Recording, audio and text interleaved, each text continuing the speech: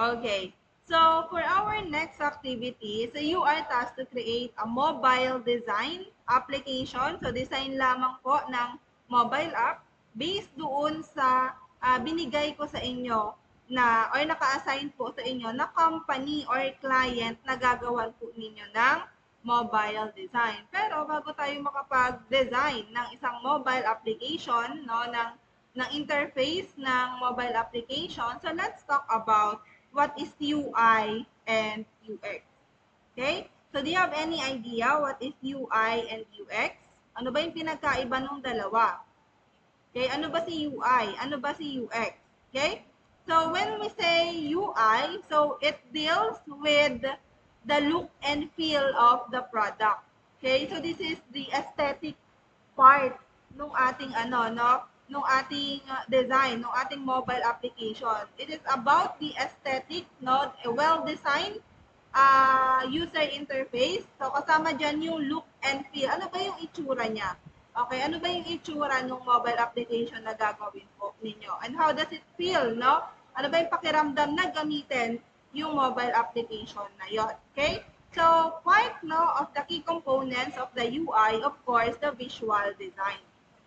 Okay? Kasama ang look and feel. And of course, lahat ng nakikita ninyo dito, zoom ko lang ito, medyo malabo pala. Okay, so lahat ng nakikita ninyo dito, okay, so dito tayo sa may mga icons and symbols. So halimbawa ito, okay, so lahat ng nakikita nyo dyan, yung mga kulay, yung mga typography na ginamit, yung mga typography na yan sa home, sa offer, sa Meet, Instamart, restaurant, okay, so yun po ay mga typography. And itong nakikita ninyong mga images dito, product images, as well as itong icon na to sa taas, yan po ay part ng visual designs. Okay, so that is UI. So it's more about the look and the aesthetic part, no? Dapat aesthetically pleasing. So hindi lang dapat maganda, dapat ito ay functional din. Okay? So aside from that, no, ang goal ng visual design, no, the key components ng UI is to create the interface na maging visually appealing siya. Kung sinabing visually appealing, no, maganda, maayos, organized, consistent, habang ini-ensure, no, hindi lang pwedeng maganda lang siya. No, dapat align pa rin siya doon sa brand's identity. Kaya nga meron kayong company description.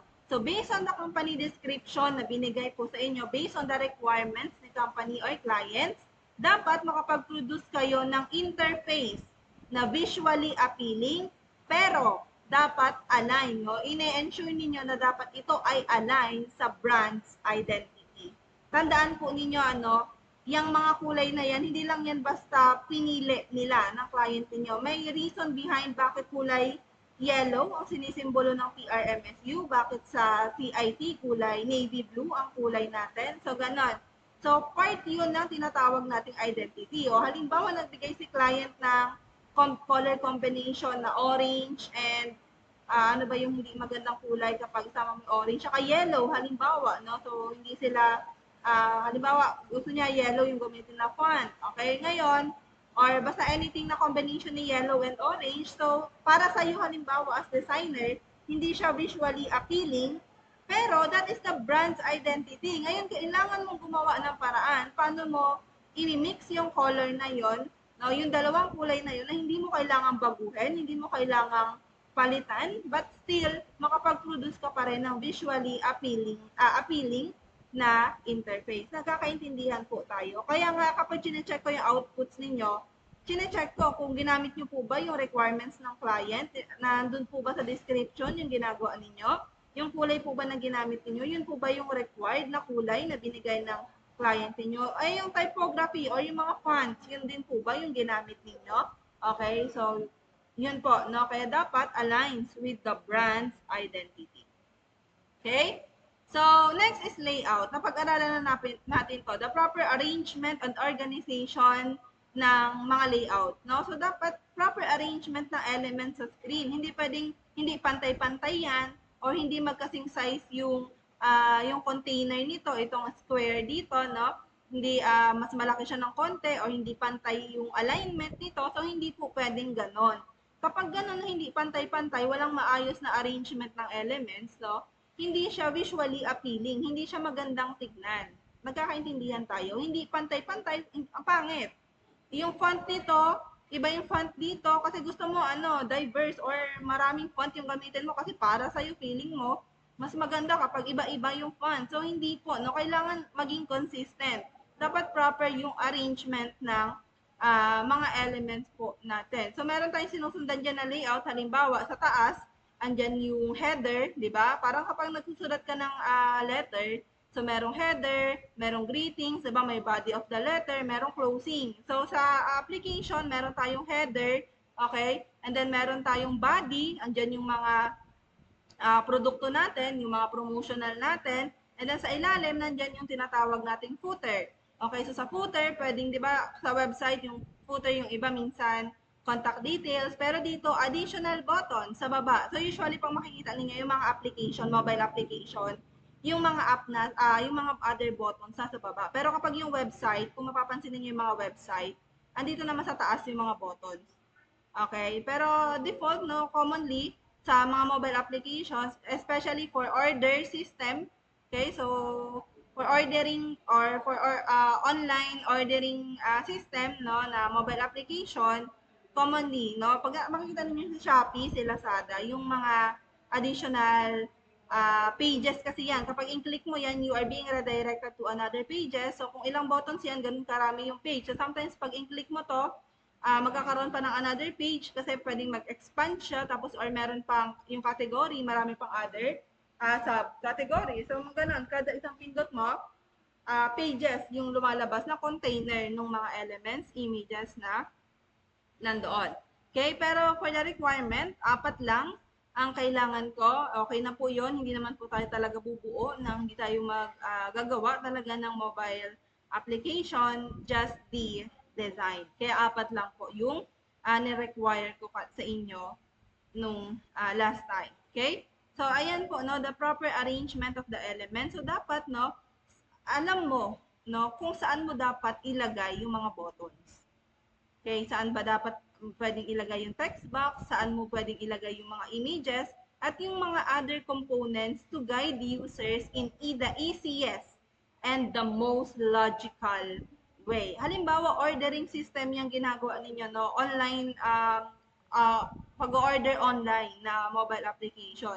Tapos hindi makita kung saan yung cart. Okay, may nakatago pala siya sa home, yung card. So, no, make it, in a way na kahit first time mo siya gamitin, first time mo halimbawa mag-order online, magpa-deliver online sa McDo o Jollibee, alam mo, no, alam mong i-navigate yung mobile application na yon kasi maayos yung arrangement ng elements, madaling mag-guide yung mga users natin kung paano siya gamitin even without someone na magtuturo sa kanila paano gamitin yung app in the most logical way. Okay po? Nagkakaintindihan tayo. So that is the layout. Sasabi nila, under layout, a good layout, it reduces confusion and improves usability, ensuring the design is clean and organized. Hindi po natin kailangan ng complex design pagdating dito sa user interface. Tandaan po ninyo, no? Sino ba yung target audience ninyo? Sino ba yung target consumer ninyo?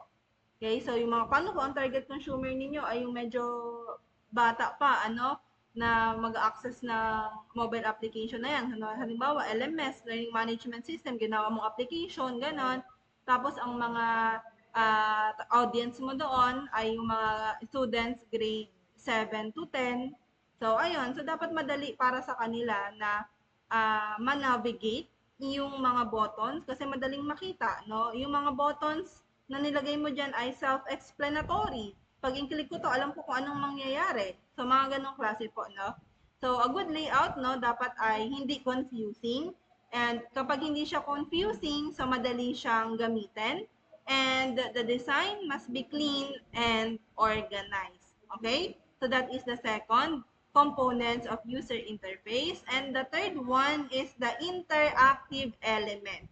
When we say interactive elements, so hindi lang siya plain, hindi lang plain text, hindi lang plain images. So, you can use different buttons. Yung alam niyo yung mga buttons na kapag in-click ninyo, nag-iiba ng kulay, or yung mga buttons na kapag lumipat ka sa isang page, para siyang nagpo-float or gumagalaw, o kaya may mga sliders, different forms and drop-downs, or mga icons na very interactive, no? Na pwedeng merong interaction with the users. When we say it can interact with the user, kapag ginalaw siya ng user, okay, so pwede siyang nagkakaroon siya ng, or nagbabago siya, or ano ba ang tawag doon? Pwedeng moving yung mga elements na yun kapag gumalaw. Yung parang feeling na nagre-respond sa'yo. Okay, may response sa'yo kahit buttons lang siya, kahit icons lang siya. Merong respond or nagre-respond sa'yo kapag yun ay ginalaw mo or nakipag-interact or in-touch mo yung mga buttons na yun or yung mga sliders or any icons na yun. So that is interactive element. So makikita mo, 'di ba pag login, pag nagla-login kayo, alam niyo na na-login niyo na kasi dati dark color blue siya, nagiging kulay gray na lang siya, 'di ba? So yun ay interactive elements na determine natin na once we click that button, that interactive elements na buttons, alam natin na na-click na po natin si login. So mga ganong klaseng interactive elements po yung kailangan natin. Okay? Next is dapat responsive siya. Halimbawa, no, nag-check-out na tayo or check-out order. Ngayon, kapag hindi na bago yung kulay doon halimbawa at clickable pa rin yung check-out, baka 10 beses mo na na-check-out yan kasi walang indicator na na-check-out mo na okay na. Okay? Not unless pagka-check-out mo, kulay orange yun, 'di ba? Sa orange app sa Shopee. Pag in-click mo yung check-out, nagiging nadi-disable na yung button. Nagiging kulay gray na siya to show us or parang to tell us na you already click this checkout once and your order is already on process. Okay? Nagkakaintindihan po tayo. So that is under the interactive elements. Dapat ito yung feeling na merong interaction doon sa user with the use of different elements like buttons, drop-downs, icons, and etc. Okay? Next is responsiveness. So, dapat dito, na pag sinabing responsiveness, kailangan adaptable. Pag sinabing adaptable, di ba merong mga website, tapos ginawang mobile app, yung iba, pag hindi na accessible sa kanilang, halimbawa, order ka sa Jollibee, halimbawa, wala ka namang app sa phone mo. Ang gagamitin mo ngayon, yung computer mo, halimbawa, no? I-access mo yung website nila. Ngayon, meron silang sariling website na pwede kang umorder, and then you can also order with the use of your phone. Pag sinabing adaptable, dapat po, kapag yung website na yon, kapag inopen mo sa mobile phone, kusa siyang nagbabago. Kusang nag-a-adjust yung screen sizes niya, kusang lumiliit yung mga icons niya, at nagiging fit ito kung desktop man or smartphones man po yung gamit natin. Okay, visible pa ba yung screen ko? Thumbs up. Yes or no? Visible pa yung screen ko? Okay. So dapat it needs to be adaptable to different sizes. Okay? Whether ang ginagamit mo ay computer, ang ginagamit mo po ay smartphones. That is responsiveness. Next, dapat mga responsive designs which ensures automatically that the elements ay nare-resize, nare-rearrange, and na-adapt yung kung ano man po, depending on the device na ginagamit po natin. Okay, so hindi pwede na na-open mo siya sa website, tapos pag i-open mo siya sa phone mo, hindi mo na makita yung cart sa taas. Andun na siya sa dulo kasi naputol siya. Hindi siya kusang nag-resize. Tignan ninyo, yung mobile phone, halos 4 o 5 mobile phone yung katumbas sa isang monitor or sa screen ng laptop mo. O ngayon, possible na lahat, no? Halimbawa, maraming elements yan sa taas, syempre, hindi magkakasya yan sa mobile phone. So, anong gagawin natin para maging responsive yung design? Dapat po, no, nagiging automatically, no, nare-resize, na-adapt niya yung size nung device na ginagamit natin. O, alangan naman, no, hindi mo na makita yung cart dyan, tapos putol na yung image dito kasi hindi siya nagkasya doon sa screen na ginagamit mo. Okay? So that is under responsiveness. Ayan, napag-aralan na natin to, the typography. The proper selection of fonts based sa kung saan po ninyo siya gagamitin. Okay? So the choice of fonts and text plays a significant role in the UI design. Kapag billboard, anong gagamitin natin na anong serif 'yon, no?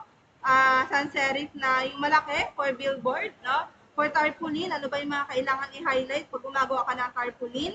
Okay? So sa mga ganyan, no?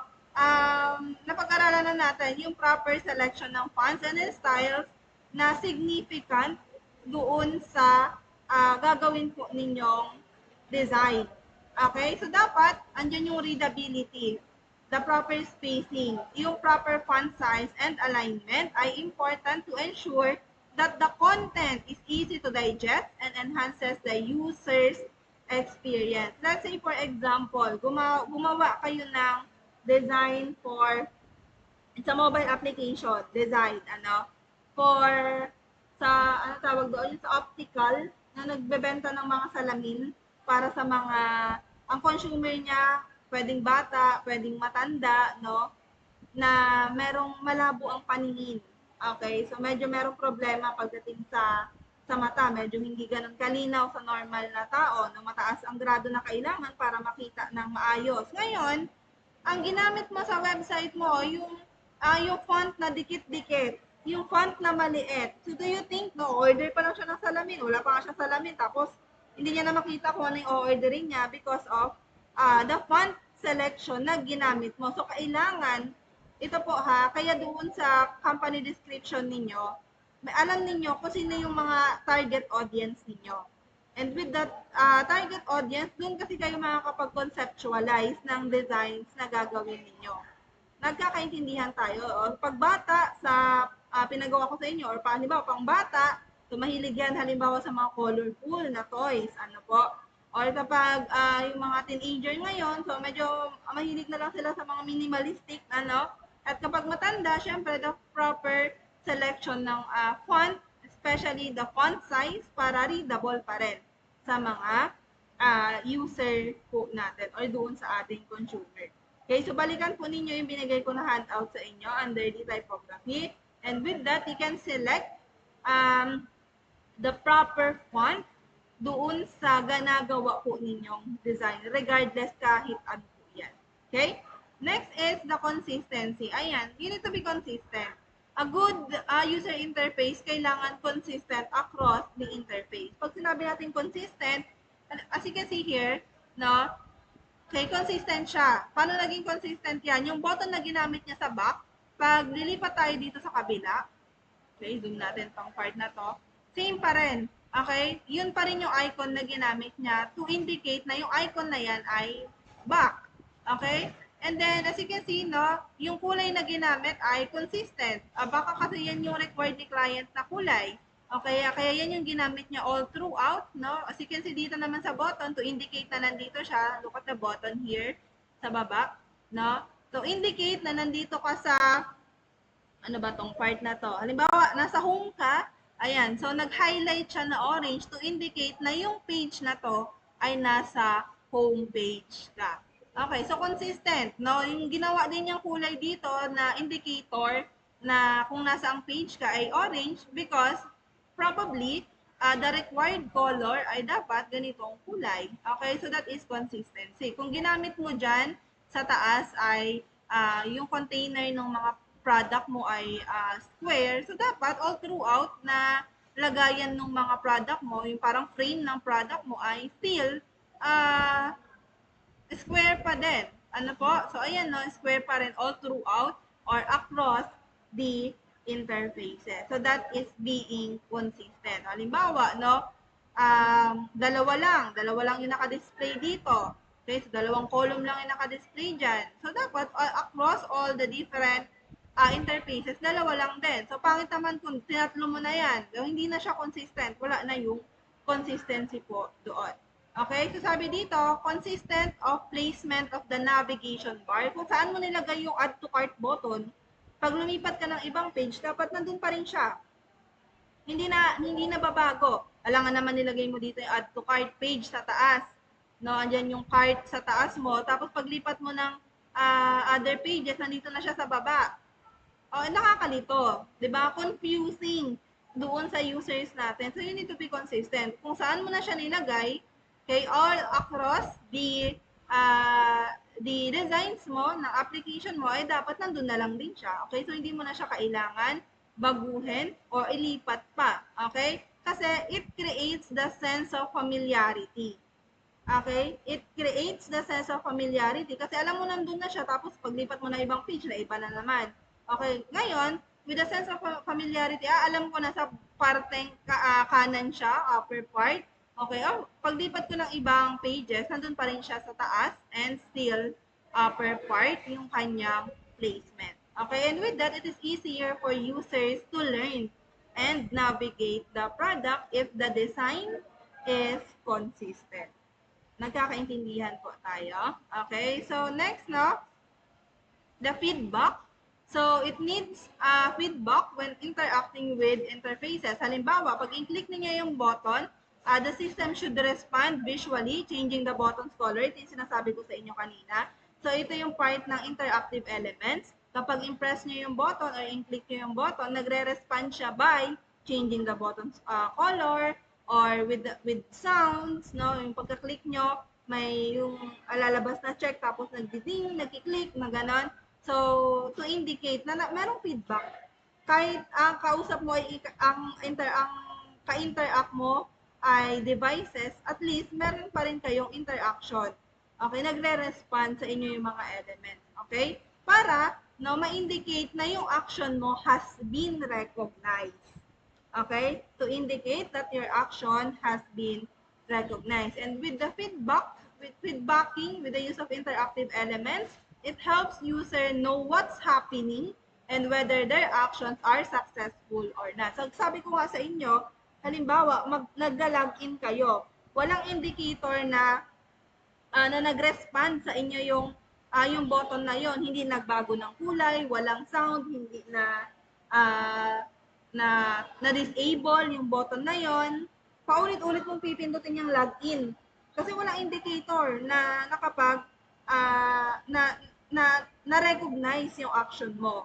Okay? So, walang changes ng color, so hindi na-recognize kung yung action na ginawa mo. At kung nakakainis yun, no? Frustrating yun. Paulit-ulit ka na nagpipindot, hindi mo alam kung nasasubmit ba yung ni-request mo or nare-recognize ba yung action na ginawa mo. Okay? So, again, technically, when we say UI, it refers to the visual appearance, as dapat the aesthetic side, the look, and the feel of the product. Okay? Pag UX naman, let's just summarize the UX. Okay? So, UX, it deals with understanding who the users are and what they need and what are the problems they face. So, to summarize, when we say UX, this is concerned how things work. Paano ba gumagana, no, yung mobile application mo? User-friendly ba siya? Madali ba siyang gamitin? Is it easy to navigate? Is it easy to understand? At ano yung pakiramdam ng user kapag ito ay ginagamit nila? Kaya nga user, di ba? User experience. From the term itself, experience, so it deals how things work at ano yung nararamdaman ng user kapag ginagamit niya yung designs or the mobile designs or the mobile application na ginawa mo. Okay? Seamless ba siya? Madali bang intindihan kung saan yung placement ng button? Hindi ba confusing? Proper ba yung arrangement? So that is under user interaction. Kasi you are interacting with the product. No? Ito design pa lang. Sa user interface, design pa lang. Wala pang proper implementation. Nagdi-design ka pa lang. No? Para magkaroon ng mobile application, so kailangan pang i-design yan, i-program yan para maging functional yung mobile application natin. But in our case, designing lang tayo. But we need also to understand who our users are. Okay, ano yung magiging experience ng user natin kapag ginamit niya yung designs natin. Kapag dumating na yung time na magkakaroon na ng interaction between human, between consumer, and between your products and services. So this is a product and services. So ano ba ino-offer dyan? Di ba? Mga product or possibly mga services ang ino-offer dyan.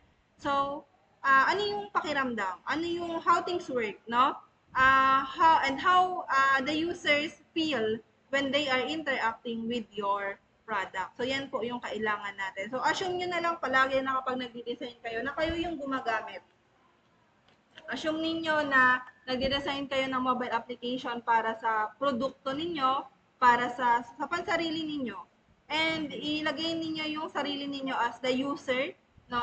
Paano naiisip pa ninyo kung madali ba tong gamitin, hindi ba complex to, is it easy to navigate, no? Hindi ba confusing? So yun yung dapat, no? Lagi niyo ilagay ilagay yung sarili ninyo doon sa as users, no, kapag ikaw na ngayon yung gagamit ng product or services, madali ba siyang intindihin? Okay, maganda ba siya gamitin? Maayos ba siya? Kapag gagamitan mo na. Okay, so that is user experience. Again, UX is concerned with how things work and how they make users feel. So, user research, you need to conduct this is the foundation of UX design. Kailangan maintindihan mo sino ba yung users mo. Kaya nga, as part of the description, it is included who are the target audience. Ano ba yung kailangan nila?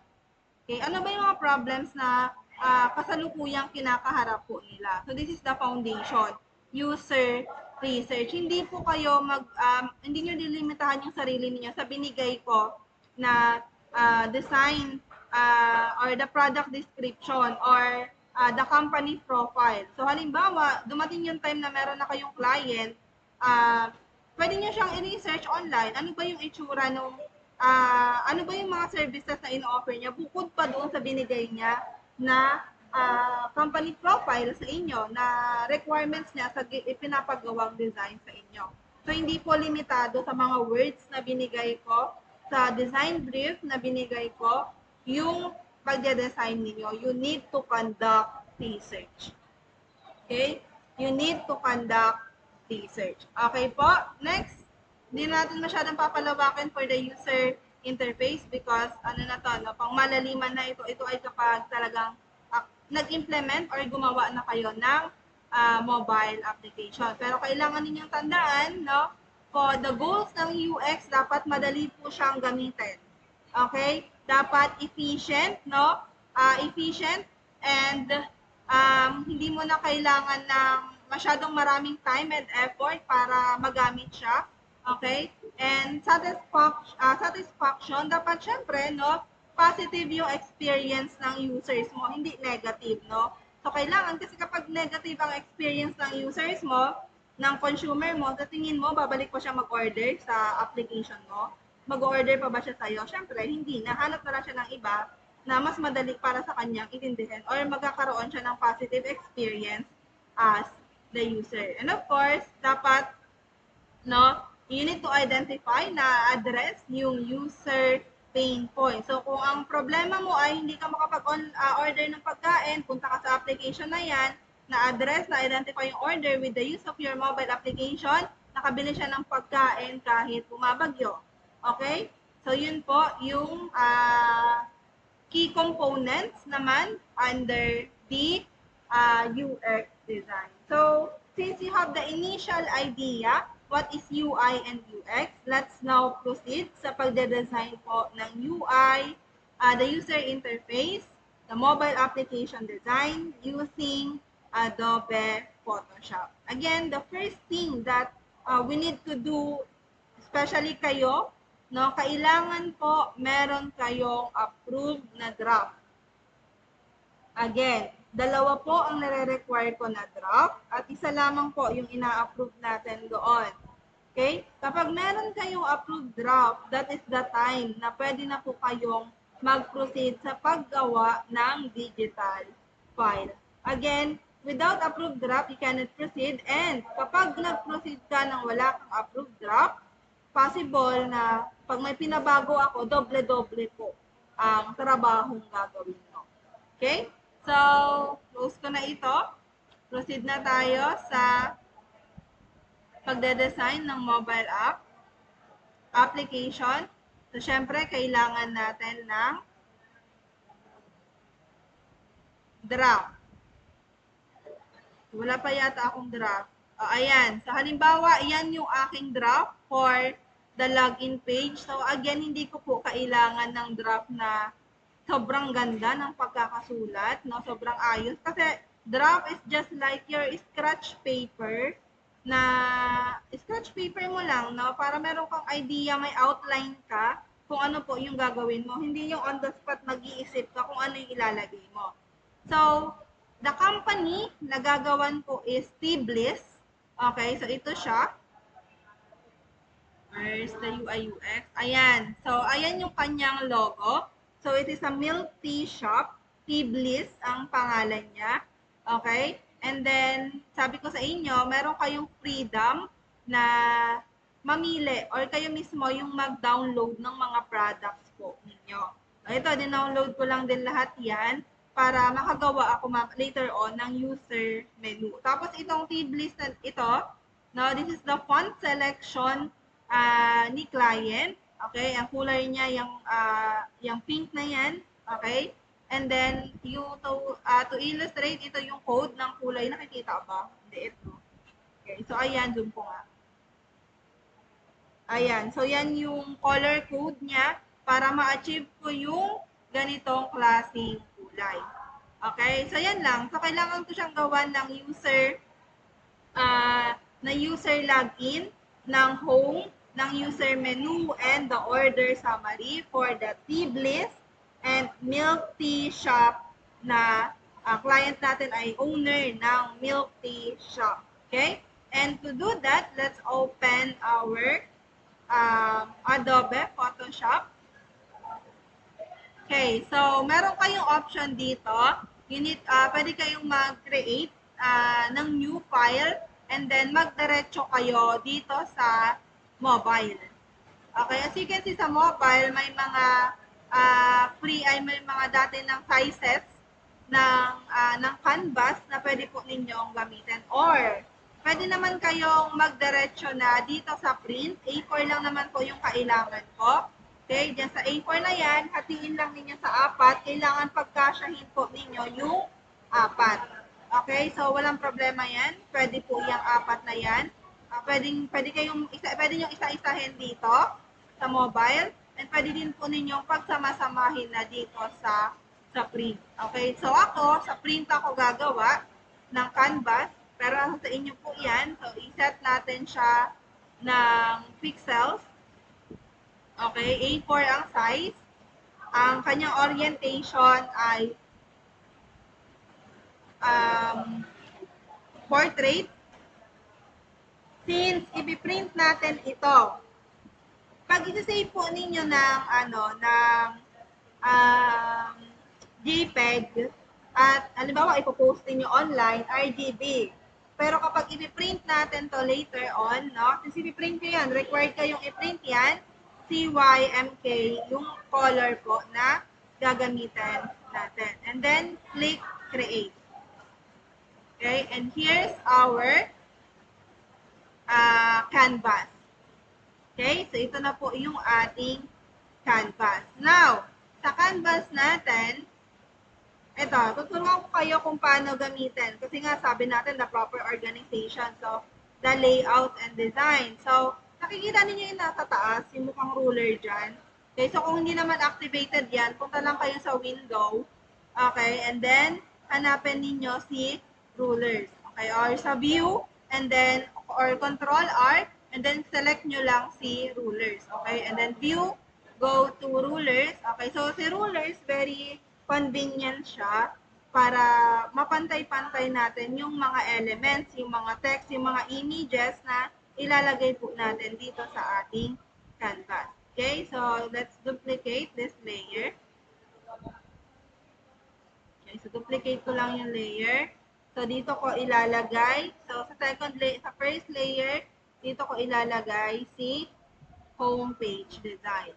Then press OK. So what is the benefit kapag nire-rename mo yung mga layers. Kasi later on po, mapupuno yan. And pag dumating na napuno na yan, sobrang dami ng mga elements na nilalagay mo, mahirap na siyang balikan in case meron kang problema or kailangan ayusin. So, medyo mahirap na siyang balik-balikan. Okay? So, now that meron na tayong ruler dito sa gilid, i-click nyo lang yan and then press ninyo. So, kita nyo yung line na yan. Okay? And then, i-pwesto nyo lang siya kung saan po ninyo siya. Ito, nakikita ninyo nag-i-snap. Okay? Indicator, kapag nag-snap na yan, so ibig sabihin nasa center ka na. Okay? Ng canvas mo. So, ganyan yung magiging itsura niya. So, meron siyang, ayan yung kulay blue. Kita ba ninyo? So, yung kulay blue na yan, okay? So, yan yung indicator. Yan yung ruler natin. Okay?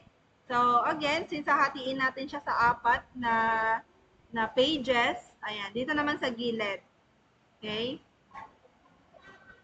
So, ihilahin nyo lang yan. And then, mag-i-snap yan sa gitna kapag, ayan, okay, so nakikita ninyo, mafe-feel nyo naman yan, nag-i-snap siya. So, ibig sabihin, indicator na yung ruler mo, okay, ay nasa center na. Okay? And next na gagawin natin, this is our home page, tama? So, for the home page, ang gagawin natin, pagmumukain natin siyang phone or mobile phone. Okay, mag-i-end yung meet natin in 11 minutes. Continue na lang po, no? Join lang kayo sa susunod na lead. Okay? And let's use this tool. Okay? So, yan, no? Kapag nakikita nyo rectangle dyan, right-click nyo lang yan.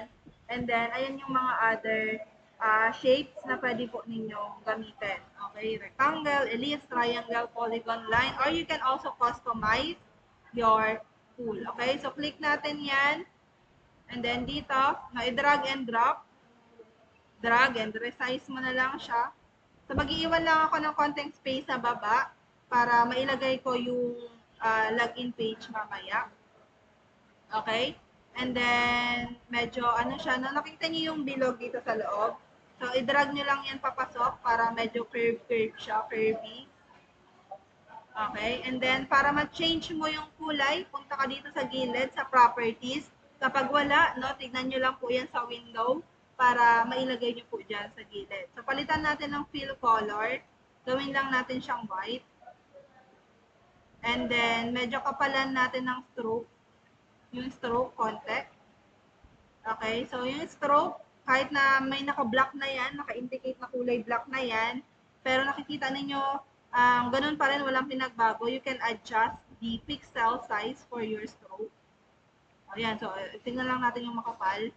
Okay, so ganyan, no? So yan yung stroke. So you can adjust that dito sa gilid. So siguro, pwede na ang 3 pixels. So let's see kung may changes, konti.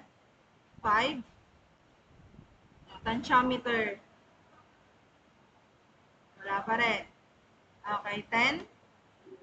Ayan, so medyo nag-expand na siya ng konti. Okay, and then another. Okay, so adjust pa natin ng konti. Nalilitan ako. Mga 15 pixels. So, ayan. So, pwede na yan. And then, i-duplicate ko siya. Control. Okay, so balik muna natin, no? Right click and then duplicate layer. Okay, so mobile 1 or the background 1. Okay, so ayan na siya. Ito siya. Okay, pag na-duplicate na ninyo. Okay, so go back to properties. Adjust natin yung pixel, mga 5 lang. Okay. 3 na lang pala. Okay. And then, ipasok natin siya sa loob. Parang meron lang siyang border. No? Control T, as in tatay. So, wait lang. Nag-battery low tayo. Charge ko lang yung phone ko sa left. I mean, my laptop. Wait lang. Okay. So, next, no, lalagyan ko lang siya ng parang outline dito sa loob. Okay, so click nyo yan. So, actually, meron kayong option dyan. you have the auto-select. Pag si auto-select ay, syempre, naka-auto-select, ano, kung ano po yung i-click nyo dyan, so automatically, nakikita nyo yung gilid, so pansinin nyo yung gilid. Kung ano yung kiniklik ko dyan, okay, so click natin tong isa, so now auto-select niya yung object na kung saan nakaturo yung ating mouse. Pero kapag disable mo si auto-select, kung ano po yung nakaselect dito sa gilid, so yun lamang yung pwede mong galawin kahit na nakaturo ka sa ibang mga objects and elements dito sa inyong canvas. Okay? So, ayan, no? So, i-resize lang natin siya. Control P. Pag ibig sabihin ng Control T, Control Transform. Parang transform. Ganon. And then, click nyo yung Shift para hindi mabago yung sa ano natin.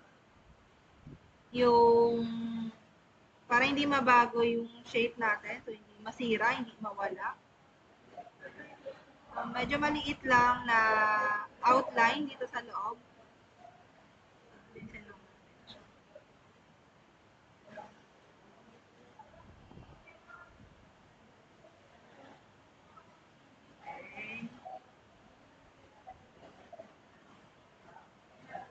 Ayan.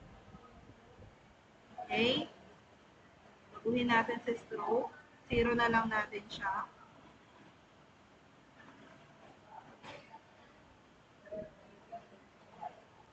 Enter muna natin. Palitan natin sa stroke.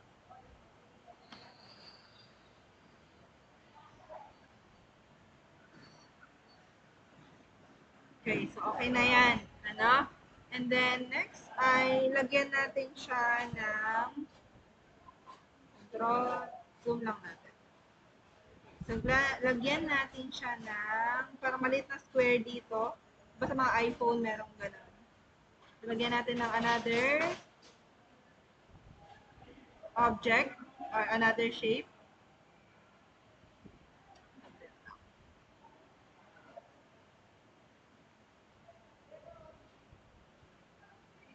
Maliit lang. Okay, so, gawin natin siyang kulay black. Fill color. And then, balik kayo dito. Ngayon, para hindi nyo na ninyo kailangan na ituro si mouse. So, kung ano yung shortcut key dito. So, halimbawa, letter V. Okay? So, click nyo yung V sa keyboard ninyo. Then, automatically, mapupunta na kayo po dyan. Okay? So, makikita nyo naman yan. So, halimbawa, itapat mo yung cursor mo dyan para mapunta ka sa move tool na hindi mo na kailangan ipunta yung mouse mo dyan sa gilid and select. So, click nyo lang yung letter V. V yung nakalagay dito, di ba? Move tool, V. Okay? And then, select nyo po. Lagay nyo dyan sa taas. So, nag-i-snap siya. Nakikita niyo yung kulay violet dyan. So, nag-i-snap siya to indicate na nandun na tayo sa ating, nasa center ka nung ginagawa mo na dito sa canvas, dito sa shape na ginagawa natin. Okay, Control T, transform natin, lakihan natin konti, habaan. Okay, so pwede na yan. Now we can proceed. So, let's go back to your draft. And then for the draft, so kailangan have the text, the logo. Itong malaking box dito, this is the indicator. Ayan. Okay, so this is the container which holds the email and the password. And the login, meron ako nilagay dyan for the forgot password. And don't have an account, register. Tapos ito, huwag niyong pansinin yan. Kasi yung part na yan ay title lang. So, title lang yan. Nilagay ko lang yan dyan. Okay? So, unahin muna natin si logo. So, i-place natin si logo dyan. So, paano maglagay ng logo? Okay, so click mo yan, drag mo siya dito, and then drag mo siya dito sa canvas na ginagawa mo. Okay, so ayan na siya, no? Control T, automatically, hold Shift, para hindi pumabago yung kanyang shape. Okay, so ilagay natin siya dito sa center. So, wag masyadong mataas. Okay, and then press enter. So, pangalanan nyo na lang dyan. Rename nyo double click logo. And then, ilagay naman natin, no? Maglagay naman tayo, sabi dito sa ating draft, merong welcome to T-Bliss. Okay, so lagyan natin ng text. So yung text na gusto ko dyan, something playful. Simple lang siya pero playful. Okay, so welcome. Palitan muna natin. Siguro okay na ang 30. Hindi, masyadong malaki sa 30. 24. Malaki pa rin yan, 24. 18. Okay, so welcome to the bliss. Double S. Okay, so masyado siyang mahaba, ano. So, resize natin, Control A, and then, ayan, 16, let's see, or maybe 14. Okay, so pwede na yung 14. Then, center lang natin siya. Sobra pala, no? Select natin, Control 12. And then, hanap tayo ng font na something playful and na halos kaparehas lang din nung ginagamit niya dito. Okay, so center lang natin sa gilid. Ayan. Okay, so to select the font dito sa gilid, so tignan ko lang kung ano yung ginamit ko dito. So ito na siya yung natapos. Barlin, copy ko na lang. Okay, so balik tayo dito. And then balik tayo dito sa font. And then palitan natin. Paste nyo lang dyan, enter. So ayan na po siya. Okay, so simple lang siya yet kind of playful. No, hindi siya sobrang plain lang naman, hindi siya sobrang ano, ayan. So which is aligned doon sa nakikita niyo yung pangalan ng list niya sa baba, yung bliss. Ayan. So medyo kawig naman niya ng konti. And then let's create a container. Lagyan ko siya ng ano. Okay, so lagyan natin siya dito ng container. Ano yung next? Lagyan natin ng container na nag-hold ng email and password and login. So, balik tayo dito sa shape. So, create tayo ng container. Okay, so, si container, ang gusto kong kulay niya, medyo lighter pink.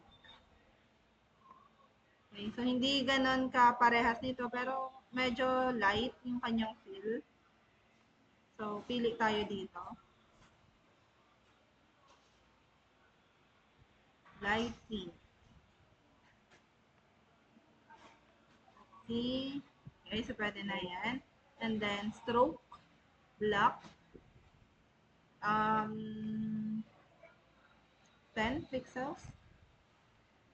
Masyado makapal yung 10 pixels, 5.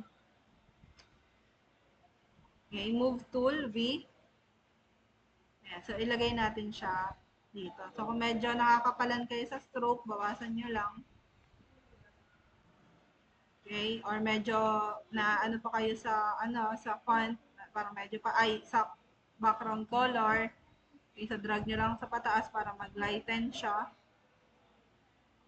Ayan. So yan. So yan na yung ating login container. Login container. Okay, so syempre, since container pa lamang yan, lagyan natin siya ng another. Okay, so saan natin ilalagay si login, si email. Okay, so dito, sa part na to, white na lang siya sa loob, yung fill niya, plain white. Lagay natin siya dito. Okay, so masyadong malaki, Control T to transform.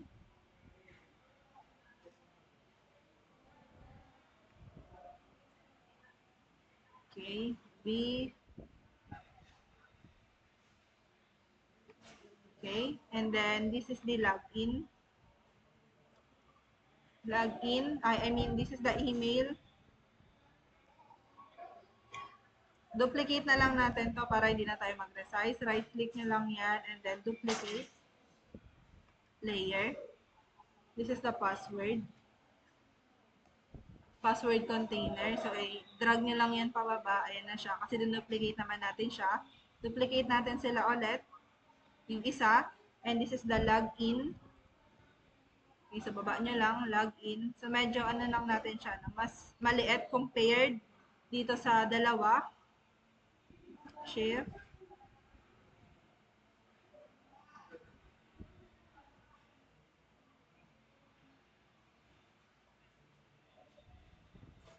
Taas natin.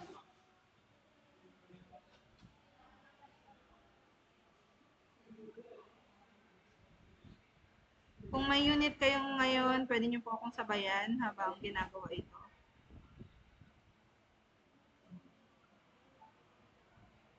Taas lang natin siya konti.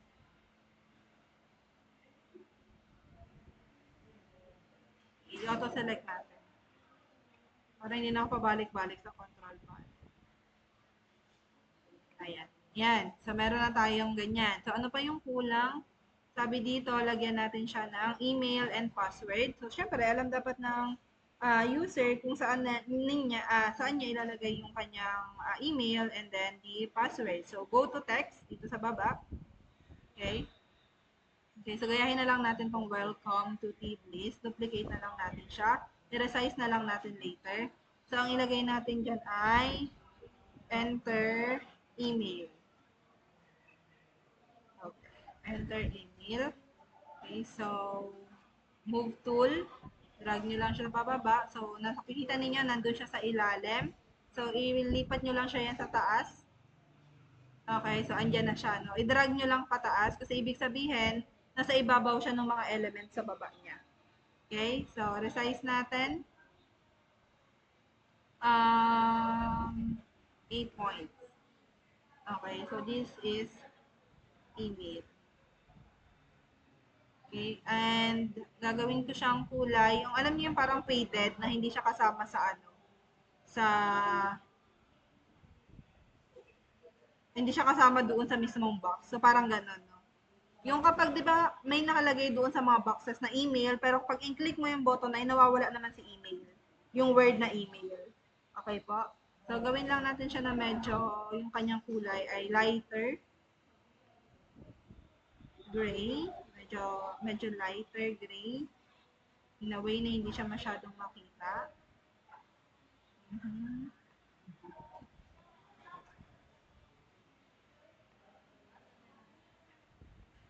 Pwede na yan. Okay.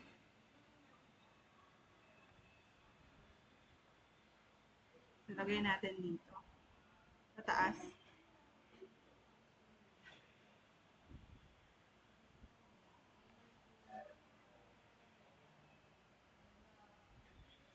Okay. And then,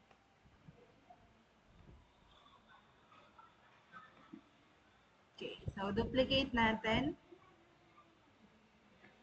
Email, enter password. I-drag nyo lang yan. Ayan na siya.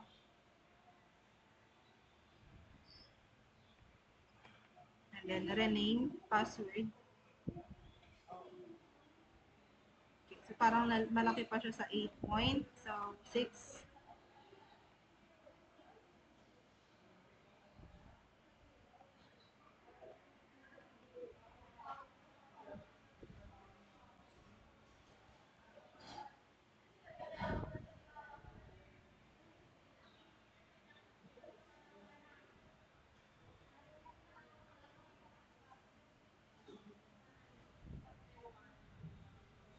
Okay. And then, duplicate ulit natin si pass.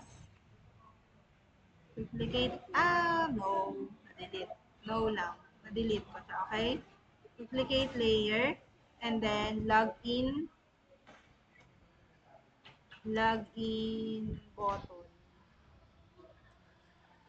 Login na lang. Okay? Dito.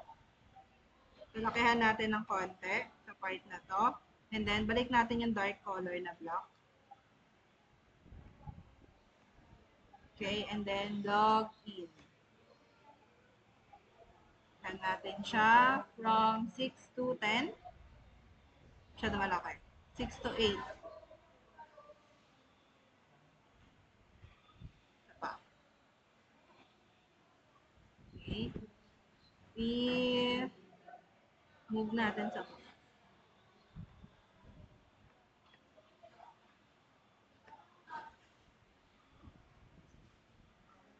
Ayan, so nag-snap siya, meaning indicator na nandito tayo sa ating, nasa center tayo nung ating, nung canvas sa design natin. Then, lagay natin yung forgot password. Forgot password.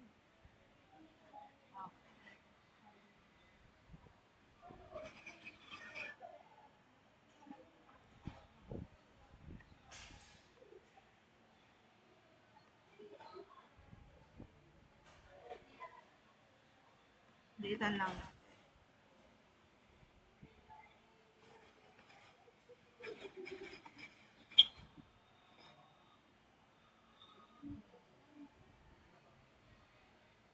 Ragat, paki-close or pa-unmute po. Pa-mute.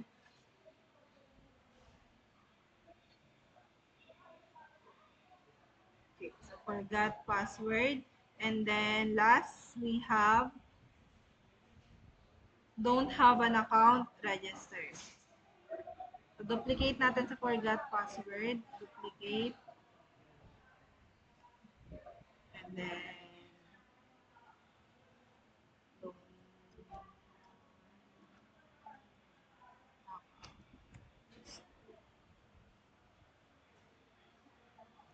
Okay.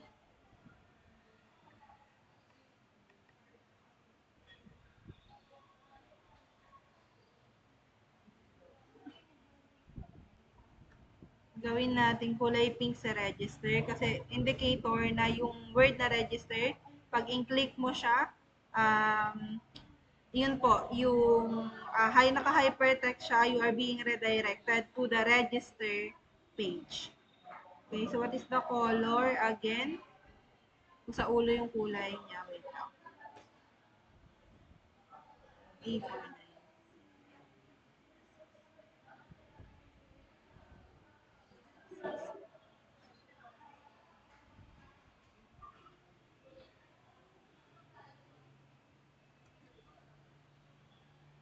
Okay, and then click open. So, ayan. No? So, meron na tayong homepage. Okay po, so this is the homepage. Ngayon, lagyan niyo ng title dyan sa baba para ma-identify. Para ma-identify na meron na kayong natapos na. Paki-mute po ang mga paki-mute po. Naririnig po kayo. This is the user login. Okay, so let's make it black. Okay, so palitan lang natin kasi Arial na lang.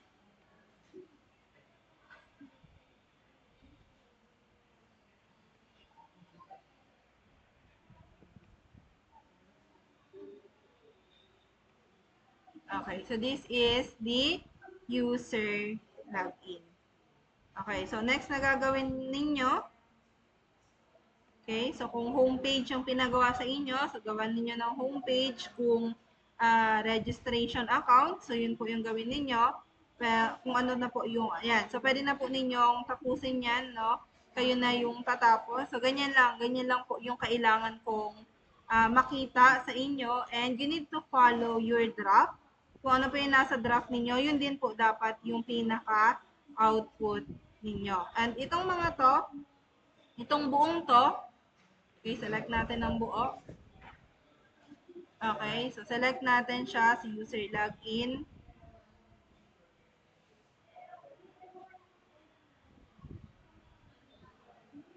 I-folder natin siya para okay, so i-folder natin. Select nyo lang lahat ng nandito sa gilid.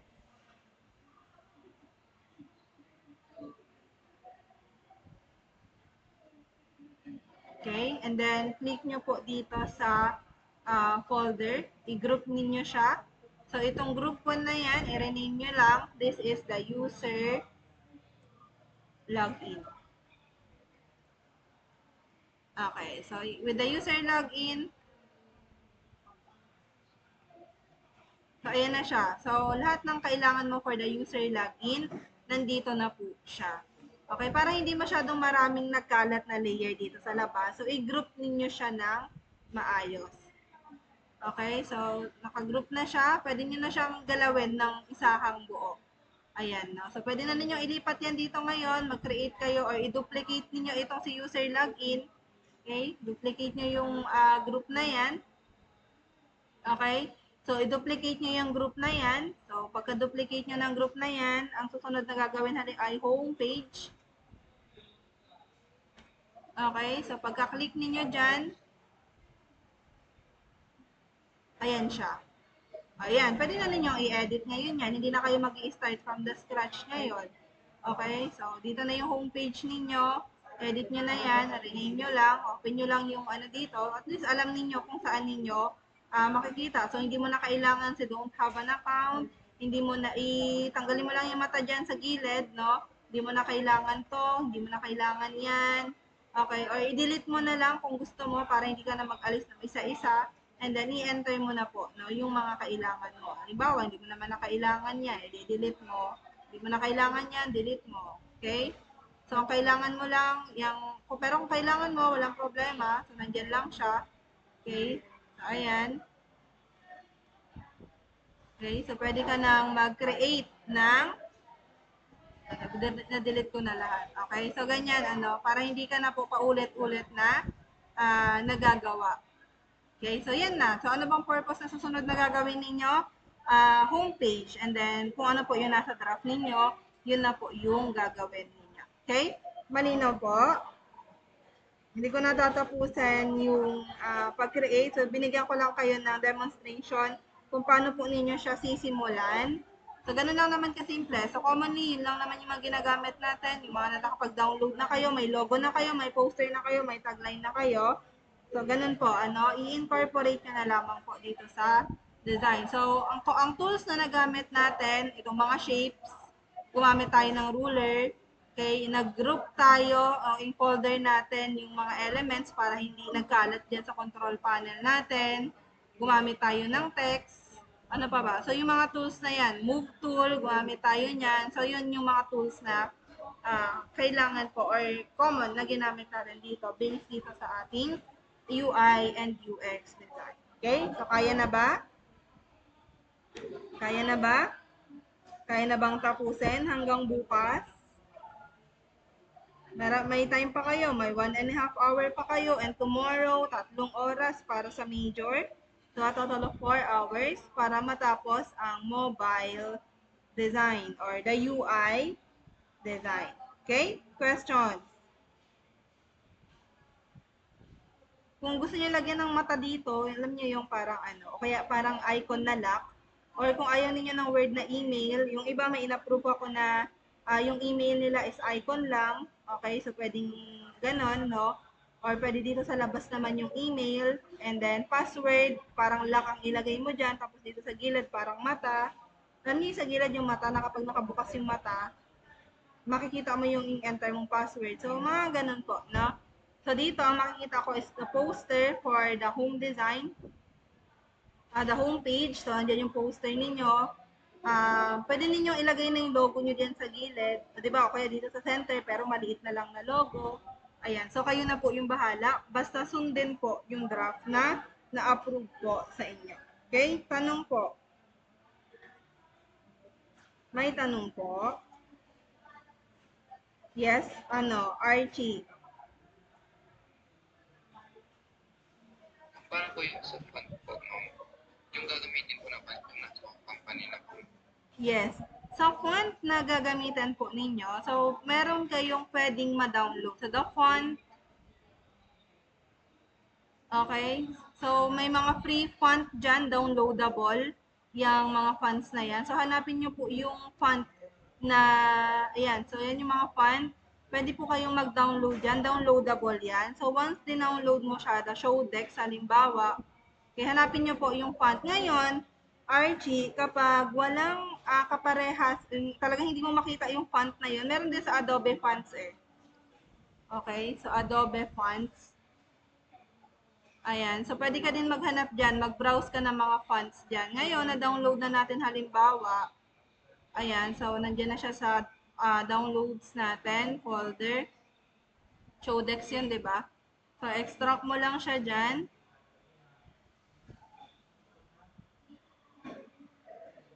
Extract. Tapos, and yung folder niya. And then, okay, so, wait lang. This,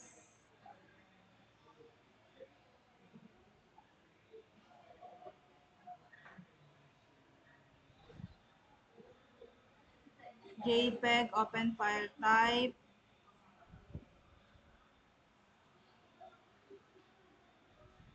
Ayan, and then install mo lang siya. Okay, so pag na-install mo na yan, yung iba, pwede mong i-refresh.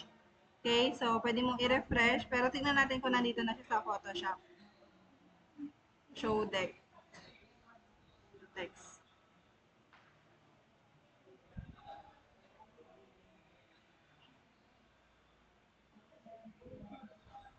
Ayan na siya, oh, show deck. Yung kada-download natin.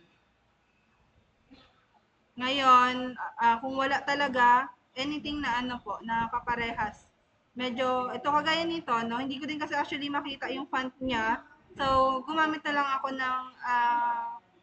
ng malapit na font dito kay Tiblis. Okay, wala pong problema po yun. Okay? Ano pa? Nasagot ba yung tanong mo, Archie?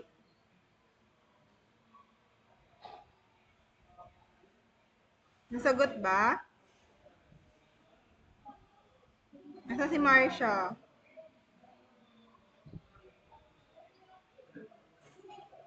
Si Archie? Nakamute ka.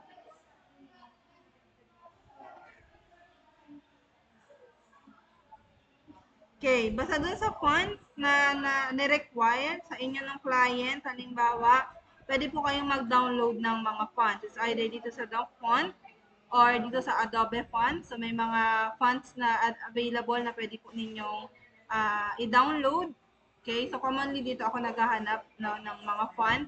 And then, ayan, so yan yung mga font na yan, pwede po ninyong i-download. Tapos, install nyo lang and then mag-a-appear na po yan sa Adobe Photoshop or Illustrator po ninyo kung ano man po yung gagamitin ninyo. So, napakaraming fonts dyan. So, search nyo lang yung pangalan and then baka mag-appear siya kung nandito siya. Pero if it is not readily available or wala talaga yung font na yon, anything na similar, na kahawig nung ginagamit ng font na yon ay okay lang po. Malinaw po? Malinaw po tayo? Hello, may kausap pa ako. Malinaw? Yes po, ma'am. So, ready na, no? The deadline of submission ay bukas, Friday. Stop ko recording.